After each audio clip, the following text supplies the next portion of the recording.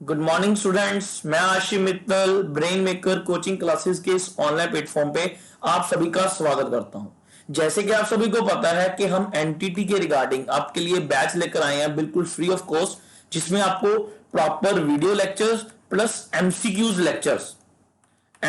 Lectures आपको जो है प्रोवाइड करवाए जा रहे हैं। आज हमारा टॉपिक बहुत ही ज्यादा इंपॉर्टेंट टॉपिक है, एनईपी न्यू एजुकेशन पॉलिसी 2020।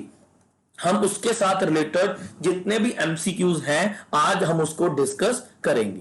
तो शुरू करते हैं। तो सबसे पहले क्वेश्चन हमारा क्या है, under the chairmanship of home committee for evolution of the new education policy submit its report in May 2016। देखो, आपके ना क्वेश्चन से ही क्वेश्चन निकलते हैं। आपको एक चीज समझ आ गई इससे कि जो न्यू एजुकेशन पॉलिसी है, जो एनईपी है, उसकी रिपोर्ट सबमिट कब करवाई गई थी? 2016 को करवाई गई थी। तो अब आपके माइंड में ये क्वेश्चन आ रहा होगा कि ये सबमिट करवाने के लिए पहले बनानी भी तो पड़ेगी ना। तो बनाई कब गई थी? तो कब बनाई गई थी? जनवरी 2015। कब बनाई गई थी? जनवरी 2015 में एक कमेटी का गठन हुआ था। कौन सी कमेटी थी? सुब्रमण्यम कमेटी, जिसके हेड कौन थे? टीएसआर सुब्रमण्यम। कौन थे?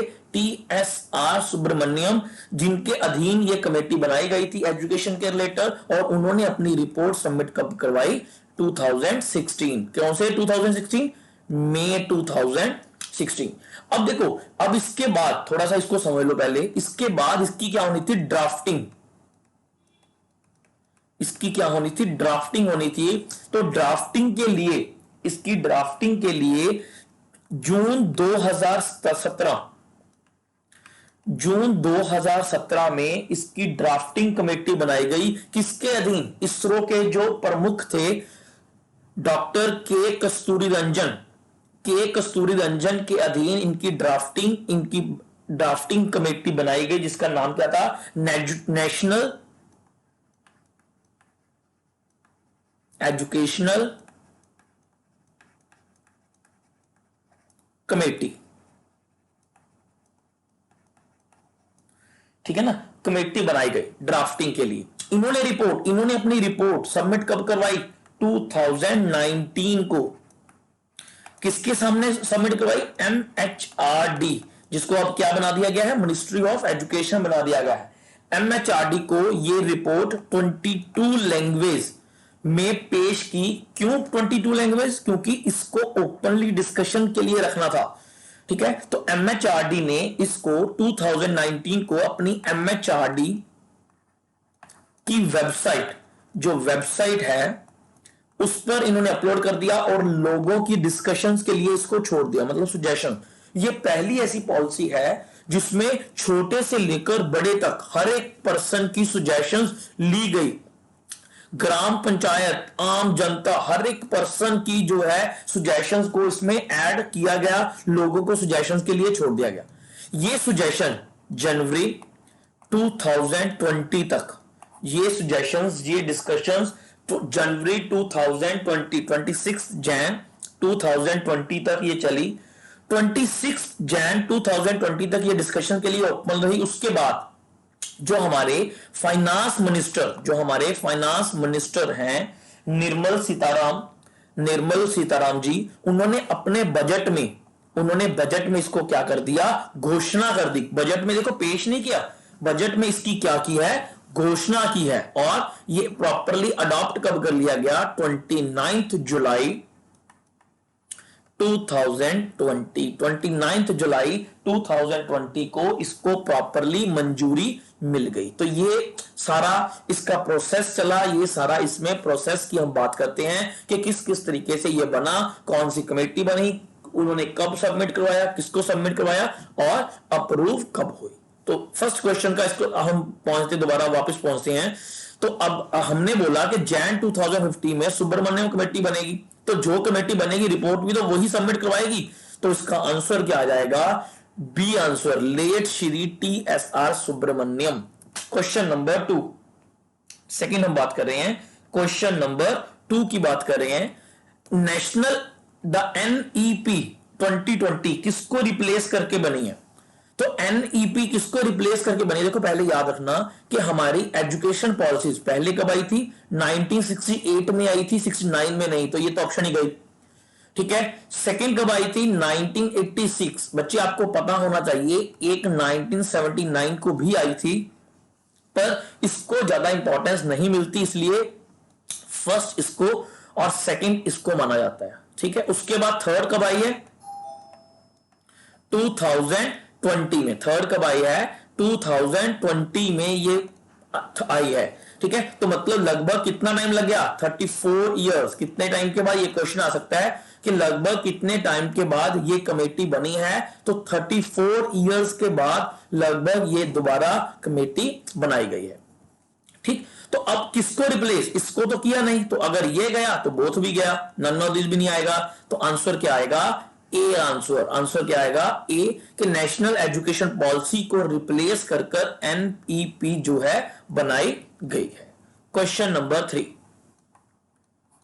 Ministry of human resource development MHRD का रीनेम क्या कर दिया गया है? Ministry of education. आपको अभी मैंने बताया है पीछे कि एमएचआरडी को अब क्या बोल दिया गया है? Ministry of education. अगर मैं बोलूं कि एमएचआरडी कब पड़ा था, तो 1985 कब पड़ा था? 1985 को ये नेम पड़ा था एमएचआरडी। नेक्स्ट, द करंट 10+2 जो करिकुलम है उसको रिप्लेस किया गया है न्यू। किसके साथ रिप्लेस किया गया है? तो देखो आपको ये पता होना चाहिए। एक ना बच्चे गलती करते हैं, वो क्या बोल देते हैं कि 10+2+3। ठीक है, बच्चे याद रखना स्कूल की बात की गई है, 3 यूनिवर्सिटी पे पहुंच जाता है, तो इसलिए 10+2 की बात कर रहे हैं हम। क्लियर? तो 10+2+2 को रिप्लेस अब किसके साथ किया गया है? 5+3+3+4। तो अब इसको भी आपको कैटेगरीज में इन्वॉल्व करना पड़ेगा। आपको पता होना चाहिए कि जो 5 है ये 0 से 5 नहीं बात कर रहे, ये 5 इयर्स की बात कर रहे हैं। ठीक है, मतलब यहां पर क्या होगा? 3 से 8 5 साल की बात कर रहे हैं। इसको क्या बोलते हैं? फर्स्ट स्टेज को क्या बोलते हैं? Foundational stage. क्या बोलते हैं? फाउंडेशनल स्टेज, जिसमें क्या आएगा? 3 से लेकर 8 इयर्स तक का बच्चा आएगा, जिसे हम 2 तरीके से बांट सकते हैं। एक में तो आ जाएगा जैसे आंगनवाड़ी या ECCE, early childhood care education. दूसरे में आ जाएंगी क्लासेस, फर्स्ट और सेकंड। ठीक है, इसमें ये वो सारा आ जाएगा, आंगनवाड़ी आ जाएगा, स्पेशल ट्रेनिंग आ जाएगी। ठीक है, 3 to 6 एंड 6 to 8। क्लियर? उसको क्या बोलते हैं? फाउंडेशनल। सेकंड स्टेज को क्या बोलते हैं? प्रेपरेटरी। सेकंड को क्या बोलते हैं? प्रेपरेटरी स्टेज, जिसमें क्या आ जाएगा? 8 से लेकर 11। देखो ये वाला 8 से लेकर 11 ईयर तक। थर्ड स्टेज को क्या बोलते हैं? Middle stage. थर्ड को क्या बोलते हैं? मिडिल स्टेज, जिसमें 11 से लेकर 14 इयर्स तक आ जाएगा। एंड फोर्थ को क्या बोलते हैं? सेकेंडरी। फोर्थ को क्या बोलते हैं? सेकेंडरी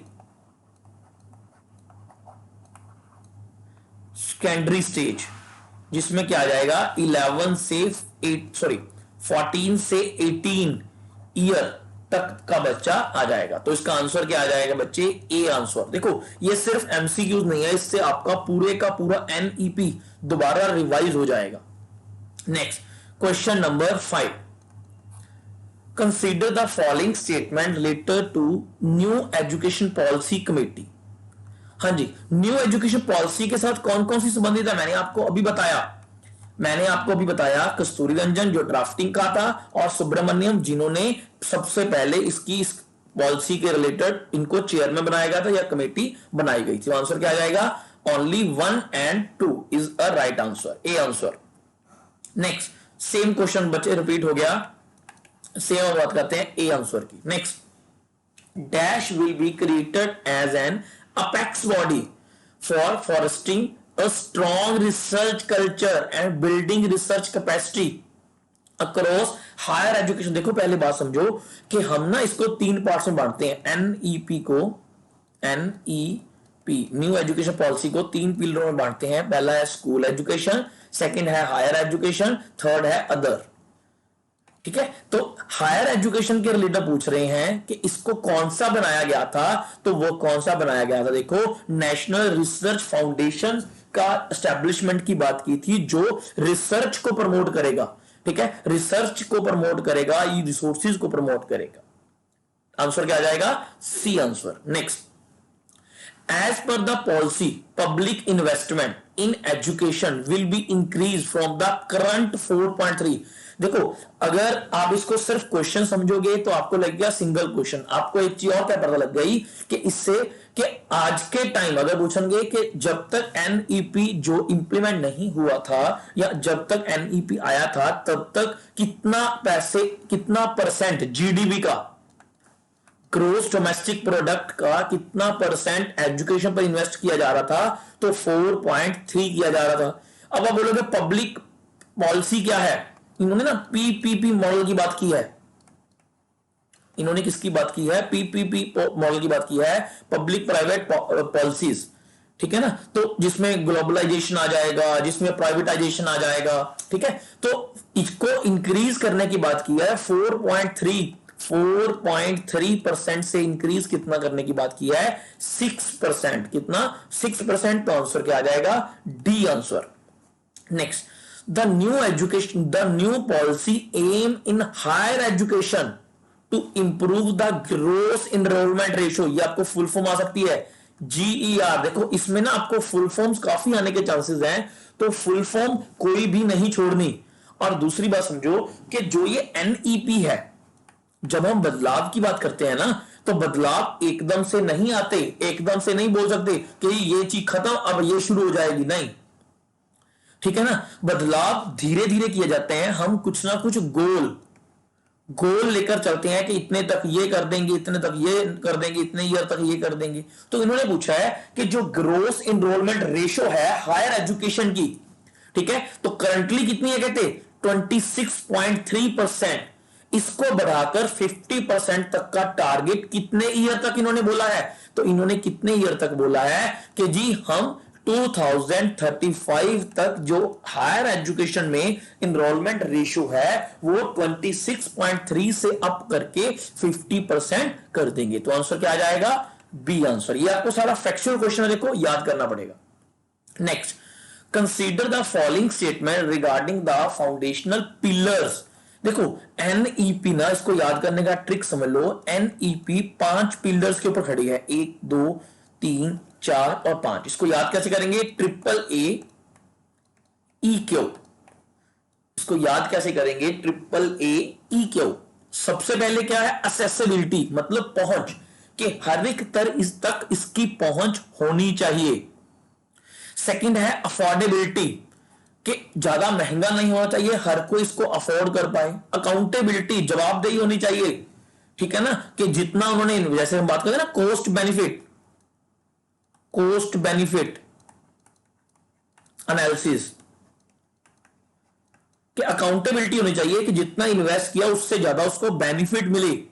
ठीक है, ई में क्या है? इक्विटी। इक्विटी का मतलब क्या है? Equality with justice. इक्विटी की मतलब क्या होता है? वन लाइन में, इक्वालिटी विद जस्टिस। मतलब इक्विटी का मतलब क्या है? जिसको जितना जितना जरूरत है उतना दे दो। क्वालिटी का मतलब क्वालिटी की बात की है इन्होंने। तो आंसर क्या आ जाएगा? 1 2 3 और 1 2 3 4 और 5। आंसर क्या आ जाएगा? C answer. Next, which is not an educational committee. देखो कस्तूरी रंजन हमें पता है, ठीक है, ये तो है। सुब्रमण्यम ये भी है, कोठारी ये भी है, 1964 को आया था, 66 में इन्होंने रिपोर्ट सबमिट करवाई है। इन्हीं की रिकमेंडेशन के बिहाफ पर national education policy, first NPE या NEP, national policy on education या नेशनल एजुकेशन पॉलिसी, जो 1968 में आई थी, वो इनकी रिकमेंडेशंस के बेस पर आई थी। तो ये भी अशोक मेहता कमेटी 1977 में आई थी। ठीक है, ये पंचायती राज से संबंधित है, इसका एजुकेशन के साथ कोई मतलब नहीं है। तो आंसर क्या आ जाएगा? ए answer. Next, consider the following statement regarding the research, national research foundation. हमने अभी बात की थी ना पीछे, अभी बात की थी एनआरएफ की, ठीक है। तो इसके साथ, इसके लिए एनआरएफ के लिए क्या चीजें बिल्कुल ठीक है, it is to be set up an autonomous body, बिल्कुल ठीक है, ये इसको ऑटोनोमस बॉडी बनाया गया है। The NRF aim to fund research working across team in India, बिल्कुल ठीक, दोनों चीजें बिल्कुल ठीक है। इसको ऑटोनोमस बनाया गया है। दूसरा, इनका काम क्या है, प्रॉपर फंडिंग करना। तो आंसर देखो आपको क्या आ जाएगा, answer C is a right option, आपको आंसर आ जाएगा C answer. Next, according to the NEP 2020 by how much percent the gross enrolment ratio in higher education to be raised, कितने परसेंट तक रेज करना है, 50% तक रेज करना है। हमने अभी बात की है 26.3 से इंक्रीज कर कर कितना करना है, 50% तक करना है। तो आंसर क्या आ जाएगा, B is a right option. Next, the vocational education will start, देखो ये बहुत इंपॉर्टेंट बात है, पहले हम वोकेशनल एजुकेशन का कब लेते हैं, आफ्टर 10th, पहले।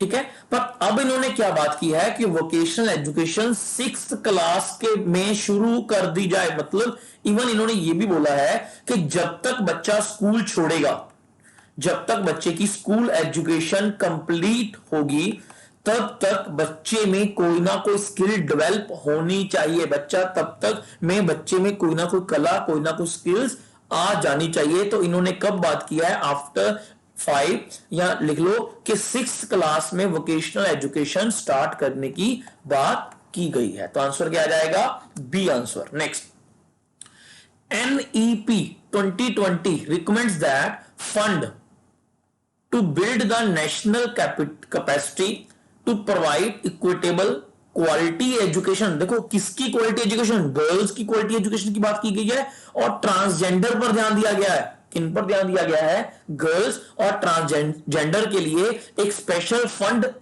जो है बनाने की बात की गई है। उसका नेम क्या है, जेंडर इंक्लूजन फंड। याद रखना क्या नेम है, जेंडर इंक्लूजन फंड। इसका क्वेश्चन आ सकता है कि जेंडर इंक्लूजन फंड में किन किन के लिए फंडिंग की बात की गई है, quality education for girls and transgenders. Next question, question number 16, Who among the following chair committee for the evolution of the new education policy। देखो पहले क्या पूछा था कि जी मई 2016 में रिपोर्ट सबमिट किसने कराई। अब पूछा कि जो ये कमेटी बनी थी, कब बनी थी, मैंने अभी बताया आपको, जनवरी 2015। कब बनी गई थी ये कमेटी, जनवरी 2015।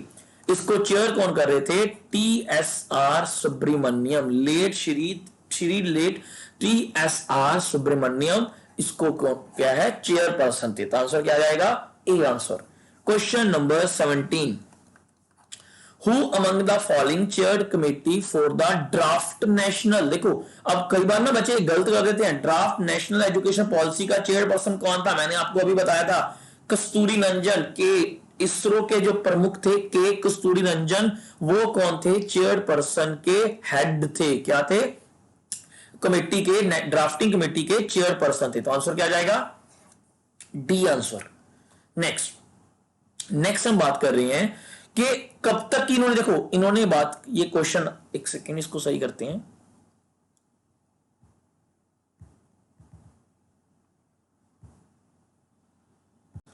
नेक्स्ट हम बात कर रहे हैं, नेक्स्ट हमारा क्वेश्चन है the national education policy, the national education policy NEP target 2020 100% gross enrolment ratio GER from pre schools to secondary by which. देखो ये याद रखना, अब इसमें किसकी बात कर दी गई, प्री प्राइमरी की, किसकी बात कर दी गई इसमें, प्री प्राइमरी की। तो इन्होंने क्या बोला कि प्री प्राइमरी से लेकर सेकेंडरी लेवल तक 100% जो भी बच्चे उस एजुकेशन को लेने वाले हैं उसकी ग्रोस एनरोलमेंट रेशियो 100% कर देंगे। कब तक का एम रखा इन्होंने, 2030 तक इन्होंने क्या बोला कि हम gross enrolment ratio pre primary से सेकेंडरी लेवल पर 100% ले आएंगे। नेक्स्ट क्वेश्चन नंबर 19, नेक्स्ट हम बात कर रहे हैं question number 19, the government unveiled new education policy 2020 bring a number of reforms almost after how many years, कितने, मैंने आपको शुरू में बताया कि इससे पहले कब आई थी, 1986 में आई थी, उसके बाद कब आ रही है, 2020 में आ रही है, तो मतलब ऑलमोस्ट कितने ईयर लग गए, 34 ईयर्स। तो आंसर क्या आ जाएगा, B is a right option. How much percentage of the total GDP spend on only, देखो अब ना बच्चे गलत कर देते हैं कि वो आंसर लगा देते हैं 4.25, कि उनको लगता है कि जी कितना हो रहा है, तो आंसर आ जाएगा 4.2% आ जाएगा, मैंने आपको बताया। पर उन्होंने क्या बोला, स्पेंड ऑन एजुकेशन नहीं बोला, 4.25 या 4.3 बच्चे एजुकेशन के ऊपर हो रहा है। उन्होंने बोला कि जीडीपी का कितना परसेंट रिसर्च और इनोवेशंस के ऊपर आज के समय खर्च हो रहा है, तो आज के समय रिसर्च और इनोवेशंस के लिए 0.7%। मेरी बात दोबारा समझ लो ये बात, कि उन्होंने ये नहीं पूछा कि टोटल जीडीपी का एजुकेशन के ऊपर कितना खर्च हो रहा है, ये नहीं पूछा। उन्होंने क्या पूछा है कि जी टोटल कितना परसेंट रिसर्च और एवोल्यूशन के खर्च हो रहा है, तो वो कितना हो रहा है, याद रखना 0.69 या 0.7। तो आंसर क्या आ जाएगा, ए answer. Next MERU stand for, देखो ये ना इन्होंने यूनिवर्सिटीज में बात की थी, ये बात की थी हायर लेवल पर, ठीक है, जिसमें इन्होंने क्या बात की थी, multi disciplinary education research universities, ठीक है, इन्होंने इस चीज को एस्टैब्लिशमेंट करने की बात की थी। उसकी फुल फॉर्म आपको याद ही करनी पड़ेगी, multi disciplinary education and research universities. Higher education में इसकी बात की गई थी कि इसको एस्टैब्लिश किया जाएगा। Next, consider the following statement regarding language in NEP, ठीक है, कौन सी स्टेटमेंट, इट विल प्रमोट एक भारत श्रेष्ठ भारत, बिल्कुल ठीक है जी, ये इसको प्रमोट कर रहा है। 3 language formula with great flexibility, बिल्कुल ठीक है जी, इसको भी ये फ्लेक्सिबिलिटी की बात कर रहे हैं। और classical language will be available in schools, बिल्कुल ठीक। तो आंसर आपका क्या आ जाएगा, 1, 2 and 3 is a right option. Next question, NEP 2020 started to establish a national repository of high quality resources on foundational literacy and numerics on government digital platform.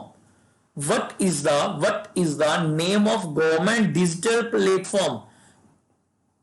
Government digital platform का देखो आपको ये पता ही होगा कि गवर्नमेंट डिजिटल प्लेटफॉर्म जो है किसके बात की गई, दीक्षा। अगर आपका कोई नॉन या अननोन जो है या आपका फ्रेंड या रिलेटिव्स गवर्नमेंट जॉब में है, तो उन्होंने लॉकडाउन के दौरान देखा होगा कि दीक्षा पर बहुत सारे कोर्सेज कराए जाते थे। ये गवर्नमेंट ने एक प्लेटफॉर्म बनाया है टीचर्स को एजुकेट करने का, बच्चों को लेक्चर्स दिए जाते थे, कुछ कोविड के रिलेटेड भी लेक्चर्स दिए जाते थे, तो वो सारा किस पर होता था, दीक्षा ऐप पर। अब NCERT मत लगा देना, क्योंकि NCERT को यह काम दिया गया था, ठीक है। डिजिटल प्लेटफॉर्म कौन सा है, वो कौन सा है, Diksha. Next, by which year the minimum degree qualification for teaching is going to 4 year integrate BA degree. देखो याद रखना, इन्होंने क्या बोला कि 2030 तक हम मिनिमम क्वालिफिकेशन जो है वो क्या कर देंगे, 4 ईयर इंटीग्रेट BA डिग्री कर देंगे, मतलब BA प्लस BEd। इन्होंने क्या बोला, कॉलेजेस में, एक ही कॉलेज में सारी डिग्रीज मिलेंगी, ठीक है। हर एक यूनिवर्सिटीज के लिए इन्होंने क्या बोला था कि रेगुलर सारा UGC खत्म कर दो, ठीक है, ऑल इंडिया टेक्निकल सब कुछ खत्म कर दो, सारियां ये एजेंसीज खत्म कर एक single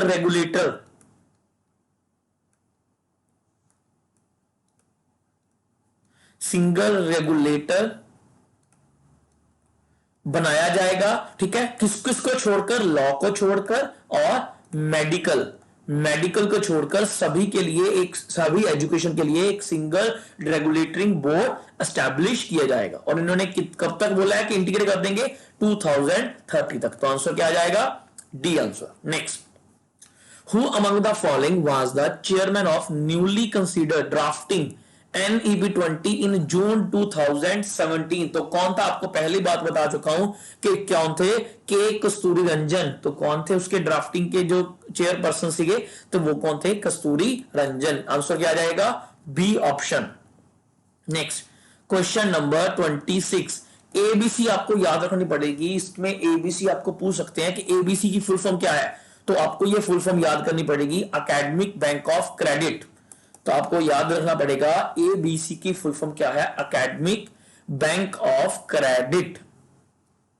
next, new policy aim to universalisation of education from pre primary to secondary gross 100% gross enrolment ratio.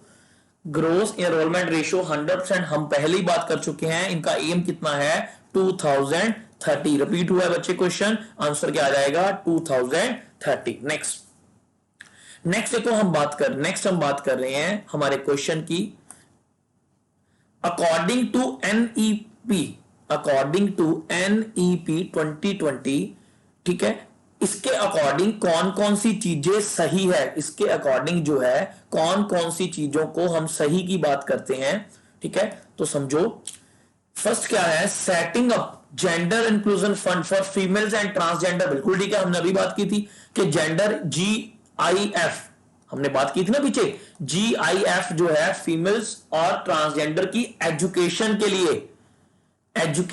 लिए किया जाएगा। बिल्कुल ठीक है। Setting of the special education zone, ये आपको फुल फॉर्म याद रखनी है, SEZ, special education zone for large population from SEDG, social economically disadvantage group. बिल्कुल ठीक है, इन्होंने इसकी भी बात की है, इसकी भी बात की है। तो आंसर हमारा क्या आ जाएगा, both A and B, D is a right answer. Next, NEP 2020 proposed professional standards setting boards, PSSB, ये फुल फॉर्म देख लो, PSSB। इन्होंने क्या किया था कि एक जो है प्रोफेशनल स्टैंडर्ड सेटिंग बॉडी जो है एस्टैब्लिश की जाएगी, will develop common guiding set of principles from the teachers. What will the name of organisation. अब नेम ऑफ ऑर्गेनाइजेशन का नेम ये नहीं है, देखो ऑर्गेनाइजेशन का नेम क्या है, NPST, national professional standard from teacher. इसमें ना ये बहुत बढ़िया बात की गई है कि टीचर्स के लिए प्रोफेशनल स्टैंडर्ड्स जो है निर्धारित किए जाएं। मिनिमम क्वालिफिकेशन टीचर्स की निर्धारित की जाए। टीचर्स को प्रॉपरली अदर एक्टिविटीज, देखो टीचर्स की बर्डन को कम करने के लिए इसमें क्या बोला गया है कि जो अदर को करिकुलर एक्टिविटीज है उनमें से, ठीक है, या को करिकुलर नहीं बोलोगे, आप क्या बोलोगे कि जो अदर एक्टिविटीज हैं, ठीक है, उनमें से टीचर्स को उसका बोझ टीचर से कम किया जाएगा। Next, which government organized will develop guidelines for education of gifter बच्चों के लिए कौन सी गवर्नमेंट है, देखो NCERT, NCF नहीं है, NTA नहीं आएगी क्योंकि NTA टेस्ट एजेंसी है, NTA की टेस्ट एजेंसी, ये भी गया। NCERT आएगा पर SCERT स्टेट का है, तो ये भी नहीं आएगा। तो आंसर क्या आएगा, NCERT और NCTE। फुल फॉर्म क्या है, national council of education research and training. NCTE क्या है, national council for teacher education. तो आंसर क्या आ जाएगा, B is a right answer. Next हम बात कर रहे हैं प्रकाश। हमने बात की थी ना, प्रकाश की बात की थी। प्रकाश जो नेशनल असेसमेंट सेंटर है, उनका काम क्या है, ऑब्जेक्टिव क्या है, तो याद रखना, मैंने पहले बताया, नॉर्म्स, स्टैंडर्ड्स, गाइडलाइंस जो है उसको प्रोवाइड करवाना ही किसका काम है, प्रकाश, परख। बच्चे गलती से प्रकाश बोल दिया, परख, गलती से प्रकाश बोल दिया, क्या है, परख, ठीक है। परख का काम क्या है, सेटिंग नॉर्म्स बनाना, स्टैंडर्ड बनाना और गाइडलाइंस बनाना। Next, NEP 2020 proposed to set up a national assessment center. What is the name of NAC? देखो पहले आपने ना NAC सुना होगा, NAAC, आपने NAC सुना होगा वर्ड, ठीक है, जिसमें से उन्होंने अब NAC की फुल फॉर्म क्या था, नेशनल असेसमेंट एक्रेडिटेशन काउंसिल, ठीक है। तो अब उन्होंने उसका नेम क्या कर दिया, NAC कर दिया, नेशनल एक्रेडिटेशन काउंसिल बात कर दी। तो ये किसको प्रपोज कर रहा है, परख को, किसको कर रहा है बच्चे, परख, किसको कर रहा है बच्चे, ये परख। आंसर क्या आ जाएगा, B. Next, ministry of education was renamed as ministry of HRD. Ministry of HRD मतलब ministry of human resource development कौन से ईयर में, मैंने आपको पीछे ही बताया है कौन से ईयर में किया गया था, 1985 में किया गया था। ये फैक्चुअल क्वेश्चन है, आपको याद ही करना पड़ेगा। Next, according to the national education policy 2020 teacher will be able to teach lessons in mother tongue regional language up to 5th। याद रखना ये चीजें, देखो आपको याद करनी पड़ेगी। इन्होंने क्या बोला है कि 5th तक बच्चे को जो एजुकेशन है वो किसमें दी जाएगी, मदर टंग में दी जाएगी या रीजनल लैंग्वेज में दी जाएगी। नेक्स्ट देखो, ये टर्म आपको याद करनी है, ये आप लिख के रख लो क्योंकि इससे पहले इस टर्म की बात नहीं की गई है। ठीक है, ये लिख कर रख लो आप, आपको ये टर्म लिख कर रखनी पड़ेगी, याद करना पड़ेगा क्योंकि इससे पहले इस टर्म की बात कभी नहीं की गई है। ठीक है, तो वो टर्म क्या है, मैं दोबारा लिख देता हूं, NCPFECCE, national curriculum and pedagogical framework for early child care and education for childrens up to the age of 8 will be developed by which organisation. कौन सी ऑर्गेनाइजेशन, देखो कौन सी ऑर्गेनाइजेशन को दिया गया है, एनसीईआरटी। देखो एनसीईआरटी को क्या कर दिया गया है, नोडल ऑफिसर बनाया गया है। क्या बनाया गया है, नोडल ऑफिसर बनाया गया है। तो सारा काम जाम जो देख रहे हैं वो कौन देखेगा, एनसीईआरटी ही देखेगी। तो आंसर क्या आ जाएगा, NCERT, option B. Next, with regarding multiple entries exit options in UGC stream which of the following pair is not correctly match, कौन सा नहीं मैच करता। इन्होंने कहा था बिल्कुल ठीक है, सर्टिफिकेट आफ्टर 1 बिल्कुल ठीक है, डिप्लोमा 2 ईयर के बाद दे तो बिल्कुल ठीक है, 3 और 4 ईयर के बाद डिग्री दे तो बिल्कुल ठीक है, पर इन्होंने बैचलर विद रिसर्च 5 ईयर की बात नहीं की। तो आंसर क्या आ जाएगा, D is a right option. Next, How many out of school children will be brought back into mainstreaming under NEP 2020। देखो इन्होंने क्या बोला था कि 2 करोड़ के करीब बच्चे हैं जो या तो ड्रॉप आउट्स हैं या स्कूल नहीं जा रहे। ठीक है, या तो ड्रॉप आउट्स हैं या स्कूल नहीं जा रहे। इनको NIOS national institute of open schooling की मदद से मेन स्ट्रीमिंग में लाया जाएगा। ये इनका बेसिक एम था। तो आंसर क्या आ जाएगा, 2 करोड़। आंसर क्या आ जाएगा, 2 crore. Next, an implementation plan for universal foundational literacy and numerics in all primary school for all learners by grade 3 by 2020 will be prepared by। इन्होंने ना ये बहुत अच्छी चीज की थी कि इन्होंने स्टेट्स को ये जिम्मेवारी दी थी, स्टेट्स को ये काम सौंपा था कि आप जो है अपनी स्टेट में, ठीक है, ग्रेड 3 तक के लेवल को आप जो है वो क्या करोगे, आप उसकी प्रॉपर डिटेलिंग बनाओगे। क्या करोगे, प्रॉपर डिटेल बनाओगे, कौन है कौन नहीं, किसको क्या जरूरत है। ठीक है, वो सारा काम इन्होंने किसको सौंप दिया था, स्टेट्स को सौंप दिया था। इसलिए इसका आंसर क्या आ जाएगा, इसका आंसर क्या आ जाएगा, answer B. Answer B is the right option. States को काम सौंपा गया था, इसका स्टेट्स को। देखो आपको ना ये पता होना चाहिए कि इसमें इन्होंने ये पहली बार था कि स्टेट्स को जिम्मेवारी उठाने के लिए इन्होंने कुछ कहा था। और इसके अलावा मैं आपको कुछ और थोड़ी इंफॉर्मेशन दे दूं कि इन्होंने क्या कहा था, जो टेट है वो +2 लेवल तक होना चाहिए। इन्होंने क्या बोला था, जो टेट है, जो TET का पेपर है, टीचर एलिजिबिलिटी टेस्ट जो है, वो कहां तक होना चाहिए, वो क्या होना चाहिए, +2 तक होना चाहिए। आप ना काफी सिटीज जैसे आप हरियाणा की बात करें, हरियाणा में तो अब भी 3 तरह के TET होते हैं, जैसे PRT, TGT और PGT। ठीक है, PRT जो है वो प्राइमरी के लिए, TGT सेकेंडरी के लिए और हायर के लिए PGT +2 तक मतलब। ठीक है, तो इन्होंने बोला कि +2 तक हर एक स्टेट में लिया जाएगा। इन्होंने ना एक स्टेट के लिए ये भी बनाया था SSRA, state school regulatory authority. ठीक है, जिनका काम क्या था, स्टेट्स में हर एक स्कूल की जो है आउटकम्स को देखना, हर एक स्टेट की आउटकम्स को देखना। इसके अलावा इन्होंने स्टेट्स में एक और क्या काम किया था, SQAAF। SQAAF, एस पर क्या है स्कूल, क्यू पर क्या है क्वालिटी, ए पे क्या है असेसमेंट, ए पे क्या है अक्रेडिटेशन, और एफ पर क्या है फ्रेमवर्क। क्लियर?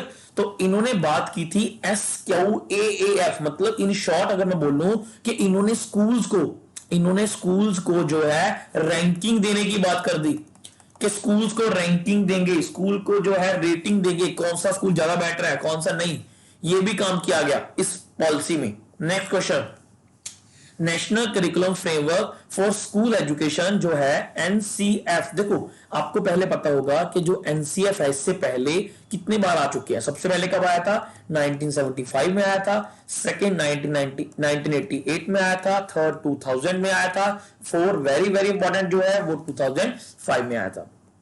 उसके बाद NCFTE आया था, ठीक है, जो कब आया था 2009 में। अब इन्होंने क्या बात की है, NCFSE, national curriculum framework for school education. ये काम सारा मैंने आपको पहले बताया, सारे काम जो सौंपे गए हैं वो किसको सौंपे गए हैं, NCERT को सौंपे गए हैं। ठीक है, कब तक कहा था इन्होंने, 2021 तक कहते NCFSE लेकर आओ।